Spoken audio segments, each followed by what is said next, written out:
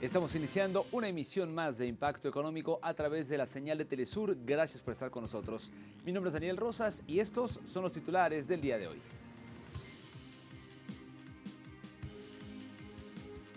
En América Latina, Guatemala avanzará en la implementación de la mezcla de gasolina con etanol. En contexto, veremos los avances de la reforma laboral promovida por el gobierno del presidente argentino Javier Milei. Y en 360, el precio medio de la vivienda en España registra un nuevo récord al cierre del 2025. Vamos a comenzar.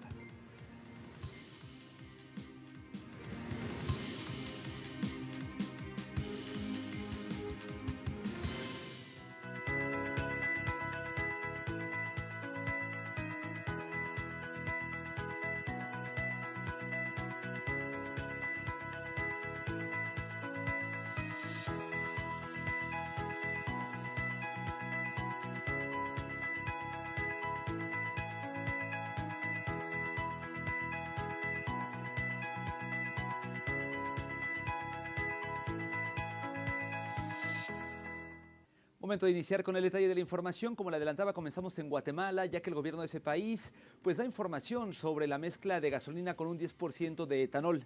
Particularmente, el presidente Bernardo Arévalo aseguró que esta medida está respaldada por la ley y que actualmente se afinan disposiciones reglamentarias junto a sectores productivos y sociales.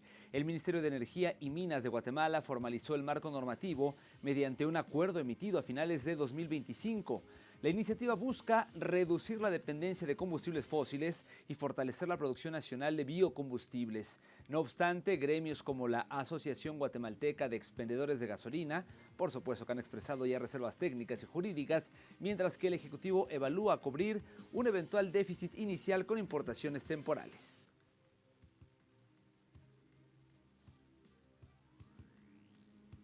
Y durante la Cuaresma y Semana Santa de 2026, ahí mismo en Guatemala, autoridades y especialistas alertaron sobre un posible incremento de entre 20 y 25% en el contrabando de alimentos y bebidas. De acuerdo con reportes divulgados por Prensa Libre, redes que operan en la frontera con México habrían reactivado rutas para abastecer productos de alta demanda estacional. El coordinador del Observatorio contra el Contrabando, Luis Mazariegos, explicó que en esta época aumentan los ingresos irregulares de enlatados, bebidas y otros artículos de consumo masivo por parte de por parte de la Superintendencia de la Administración Tributaria. Se ha reportado también decomisos o varios decomisos millonarios, esto en 2025, mientras que expertos advierten que el fenómeno responde tanto a la demanda como a factores cambiarios y también a la movilidad fronteriza.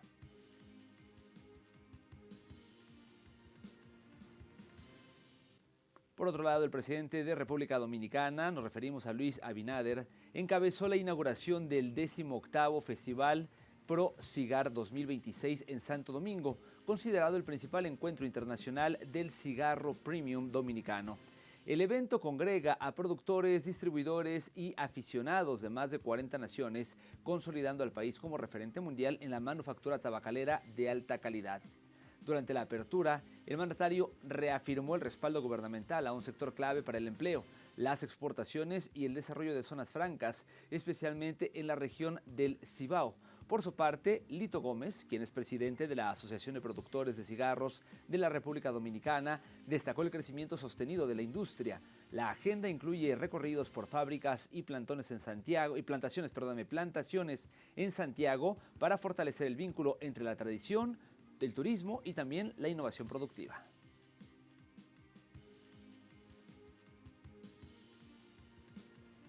Acompáñenme ahora a El Salvador, ya que la producción de café en ese país enfrenta un escenario crítico ante el aumento sostenido de temperaturas extremas, según un estudio del Climate Center difundido por medios locales como por ejemplo El Mundo. El informe señala que entre 2021 y 2025 el país registró 99 días adicionales al año con temperaturas superiores, escuche, a 30 grados Celsius, situándolo como el más afectado dentro del llamado cinturón del café. El grano, principal producto agrícola de exportación salvadoreño, genera alrededor de 160 millones de dólares y es altamente sensible al calor. Las variedades arábica, predominantes en el mercado global, pues reducen su rendimiento y calidad bajo estrés térmico. Expertos advierten que sin medidas de adaptación, la superficie apta para el cultivo podría disminuir drásticamente hacia el 2050.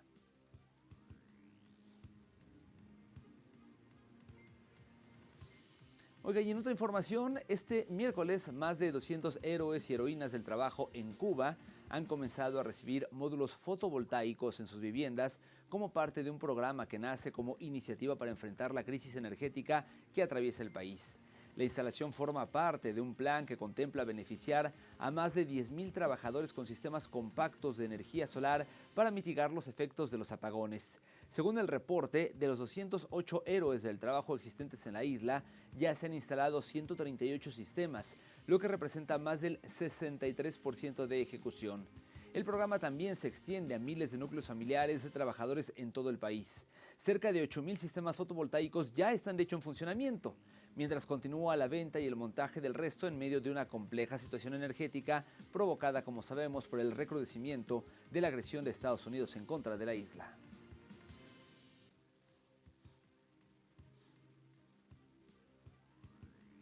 Viajamos ahora a Colombia, que cuenta con condiciones estratégicas para consolidarse como una plataforma regional en la industria de baterías para vehículos eléctricos. Esto fue destacado por ProColombia.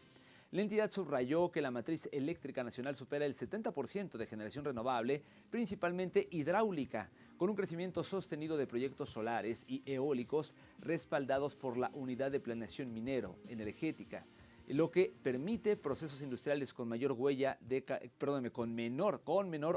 carbono. El dinamismo del mercado interno refuerza de hecho esta proyección. En 2025 se matricularon más de 87.000 vehículos electrificados, impulsando demanda de infraestructura de carga y servicios especializados. Además, puertos estratégicos como Cartagena y Buenaventura facilitan la integración logística hacia América y Europa, fortaleciendo su posicionamiento regional.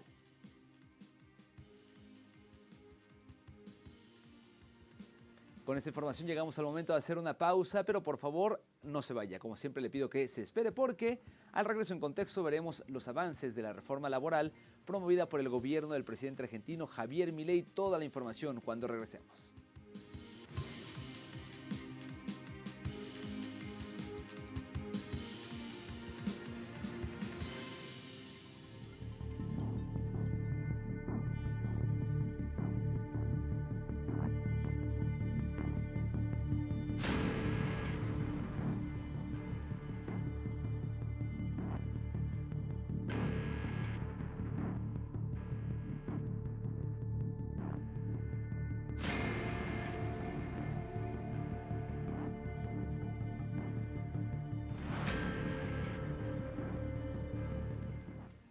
Estamos de vuelta en Impacto Económico. La Cámara de Diputados de Argentina debate la reforma laboral promovida por el gobierno de Javier Milei en medio de un paro general que frena a gran parte del país. Con un quórum ajustado, el oficialismo intenta avanzar con un proyecto que modifica el régimen vigente desde 1974 y que deberá regresar al Senado tras cambios recientes.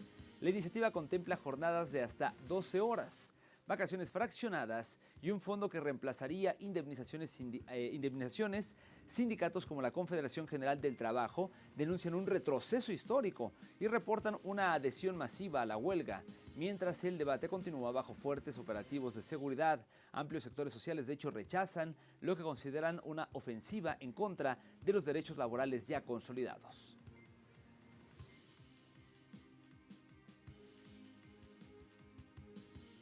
Y por lo pronto el paro general convocado por la Confederación General del Trabajo registra un acatamiento casi total en Argentina. Y esto por supuesto en rechazo a esta reforma laboral impulsada por el gobierno de Javier Milei. Desde la Asociación Trabajadores del Estado estiman una inactividad del 98%, reflejo del amplio respaldo sindical, frente a un proyecto que ya obtuvo media sanción en el Senado y se debate en diputados. La paralización impacta con fuerza en el transporte, la industria y la administración pública, con guardias mínimas en servicios esenciales. En las calles, organizaciones sociales y gremiales se movilizan hacia el Congreso bajo un fuerte operativo de seguridad. Los sindicatos advierten que la iniciativa profundiza la precarización y anticipan nuevas acciones si se consolida lo que consideran un retroceso histórico en materia de derechos laborales.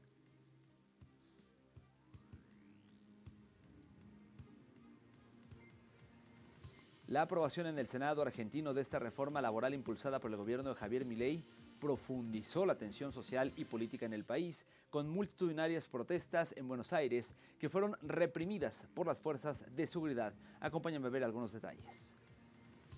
El proyecto, presentado como una modernización del mercado de trabajo, es cuestionado por amplios sectores sindicales y sociales que advierten un fuerte retroceso en derechos históricos conquistados por la clase trabajadora. La iniciativa habilita jornadas más extensas mediante mecanismos como el banco de horas, abarata los despidos y redefine el régimen de indemnizaciones, al tiempo que limita el ejercicio del derecho a la huelga al ampliar el concepto de servicios esenciales. Para las centrales obreras, estas modificaciones trasladan los costos de los ajustes económicos a los trabajadores y debilitan la negociación colectiva en un país con una larga tradición de organización sindical.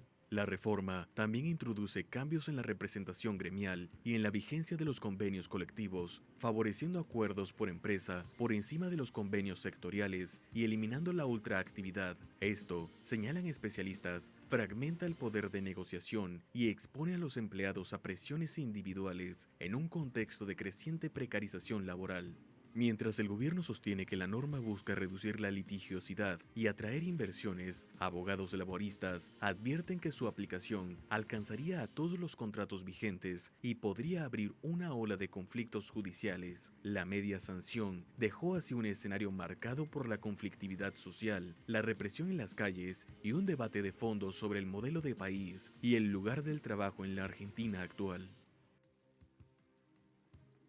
En más información, el empleo asalariado en Argentina volvió a retroceder durante el segundo semestre de 2025, reflejando el impacto del actual rumbo económico sobre el mercado laboral. Datos oficiales del Sistema Integrado Previsional Argentino indican que entre junio y noviembre de 2025, entre junio y noviembre del año pasado sí se perdieron 86.000 puestos formales, con una caída mensual de 0,2%. Solo en noviembre, el sector privado concentró la mayor concentración, con 13.100 empleos menos en este mes y un total de 6,18 millones de trabajadores registrados. En la comparación interanual, el empleo asalariado se redujo 1,1%, lo que equivale a 114.800 puestos menos. El deterioro también alcanzó al sector público y al trabajo en casas particulares. Aunque los salarios mostraron aumentos nominales superiores al 30%, los despidos sin causa crecieron 60% interanual, encendiendo alertas sobre la estabilidad laboral y el futuro del trabajo en el país.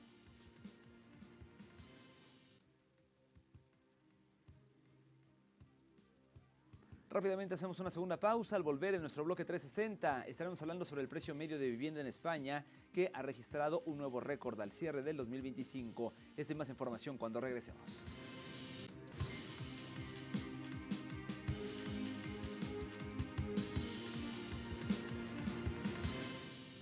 Estamos de vuelta en Impacto Económico y es momento de realizar nuestro recorrido 360. Como le adelantaba, comenzamos en España. El Ministerio de Vivienda y Agenda Urbana de ese país afirmó que el precio medio de la vivienda libre marca un nuevo récord al cierre del 2025. El ente destacó que el precio por metro cuadrado cerró el año en 2.230 euros, acompañado de un aumento del 13,1% en el último trimestre del 2025.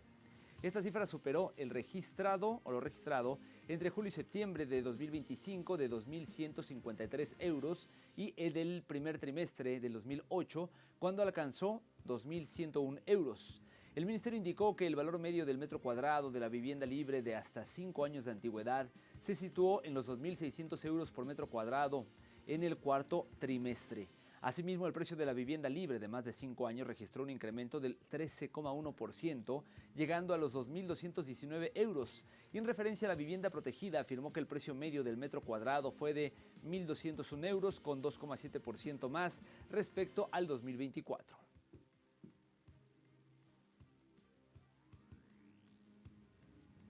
Y en China, la industria de la maquinaria registró un crecimiento de 8,2% en 2025.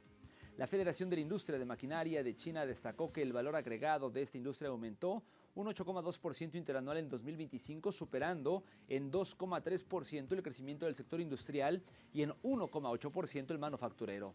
Resaltó que 85 de las 122 categorías de productos mecánicos monitoreados por la Federación registraron un incremento de su producción de 13 más que el año pasado o que el año anterior, destacándose la producción de robots industriales, que alcanzó un récord histórico con un aumento del 28% en la medición interanual.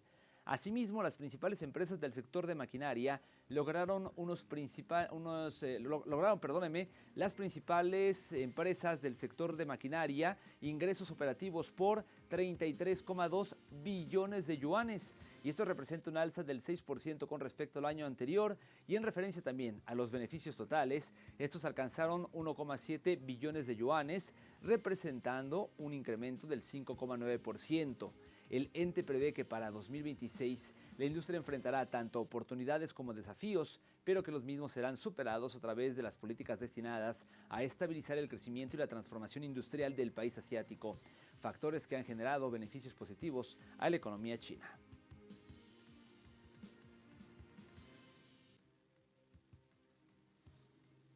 Y de más información, la petrolera estatal de Turquía, me refiero a TEPAO, y la multinacional energética Shell firmaron un acuerdo para la exploración de petróleo y gas natural en el yacimiento Kan Terfel, ubicado en el Mar Negro. El portal Prensa Latina reseñó que el acuerdo fue suscrito en la ciudad de Estambul por el director general de TEPAO, me refiero en este caso a Cem Erdem, y el vicepresidente senior de Shell, Eugene Okberi, en presencia del ministro de Energía y Recursos Naturales del país, Alparslan Bayraktar. El documento estipula que la licencia tendrá una duración de 5 años y abarcará una superficie superior a los 3.800 kilómetros cuadrados, y el mismo se inscribe en la estrategia de expansión internacional de la Corporación Turca de Petróleo, lanzada a comienzos de este año. A su vez, se realizó en el marco de la cooperación de la nación euroasiática con la multinacional Shell, que inició en el año 2024.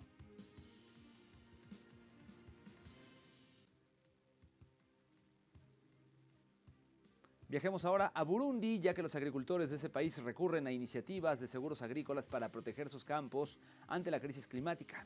En la zona de Matana, los agricultores han optado por alternativas que los protejan de las pérdidas ocasionadas por el impredecible e inclemente clima, mismo que en los últimos años ha provocado inundaciones y sequías que dificultan la continuidad de la producción agrícola en el país. Muchos han recurrido al escudo del agricultor, un seguro que ha aportado ayudas significativas en el sector. Las empresas aseguradoras del país califican este tipo de ayuda como una herramienta de resiliencia ante la crisis climática, y a pesar de las bondades, la cobertura de seguros del país se encuentra entre las más bajas del mundo, con un 2,4%, según la Agencia de Regulación y Control de Seguros de Burundi. Un contexto con muchos desafíos que necesitan soluciones contundentes, sobre todo en un país en donde aproximadamente el 90% de la población depende de la agricultura.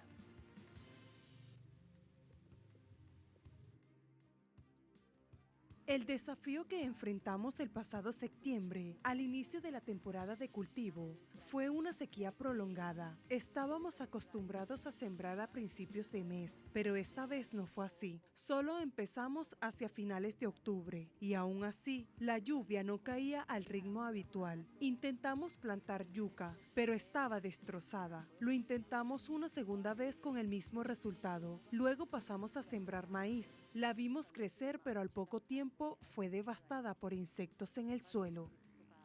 La esperada producción agrícola se está viendo afectada por este exceso de lluvias. Esto significa que los ingresos de los hogares están cayendo en picado.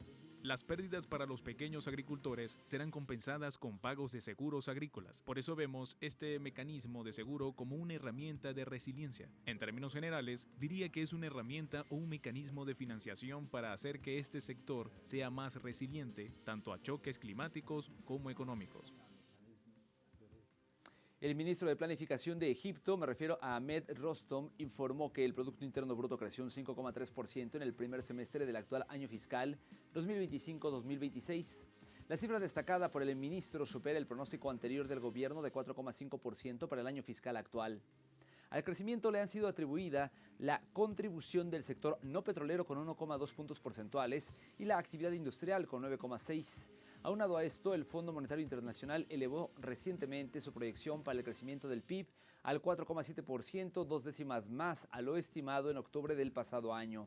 Las autoridades indicaron que en el año fiscal 2026-2027 prevén que la economía aumente hasta 5,4% y para el 2030 a 7,5%.